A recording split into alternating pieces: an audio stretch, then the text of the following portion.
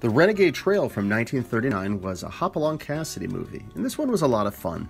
It opens up with the character Windy, played by good old Gabby Hayes. He's just been made the marshal of this small town, and he is just as goofy as you would imagine him to be in the role.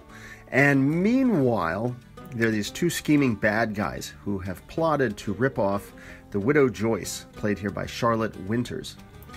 But before they do so, we get to hear the King's Men sing us a mellow cowboy tune. So anyhow, onto their scheme, the Widow Joyce is visited by her ex-husband, Bob Joslin, who's played here by Russel Haydn, who is just a creep. So it seems that even though she's been telling her young son, Joey, all along that his dad had died in a noble way in the war, fighting for the country, alas, the truth is that his dad was actually this creep Joslin guy, and he was off serving time in prison. So he arranges this deal with the widow to get some clothing and an alibi, and he's going to pretend that he's her brother, because they're going to try and rip her off. Meanwhile, Hopalong Cassidy and Lucky, played here by Russel Haydn, they arrive in town, and there's this brief scuffle with Hoppy and a bad guy, and then the Widow Joyce faces off with Hoppy about the damage that he accidentally caused to her molasses. Yeah, it's a Hopalong Cassidy film when it's a conflict involving molasses. You know, those type of things happen. So there's a little silliness as Hoppy and Lucky, they meet with Windy and they give him a gift of a brand new gun, and he's really happy about that.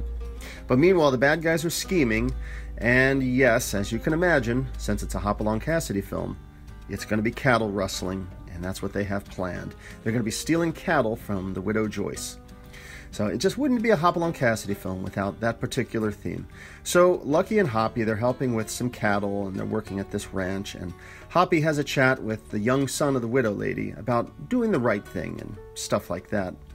And soon the kid falls off a fence and hurts his leg, so Hoppy brings him back home. And while he and Joyce are treating him, this creep Bob Joslin shows up.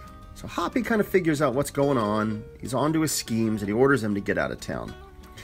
The bad guys, however, are going to continue with their devious idea, however, of stealing the cattle, and they manage to return when Hoppy is gone, and they lock up Joyce in the shed, and they also shoot Lucky again. I think he was shot in the last Hopalong Cassidy film that I watched.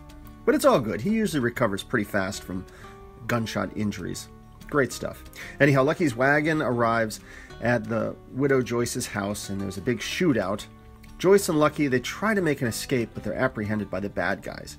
And, you know, Lucky's got the bandage on his arm, so, you know, he's not in his best shape to be fighting off these bad guys. So it's really up to Hopalong and Windy to save the day here. Can they stop the evil intentions of Joslin and his crew? Well, you got to check this one out to see for yourself. Anyhow, Renegade Trail was a fun film. I enjoyed it, nothing too deep.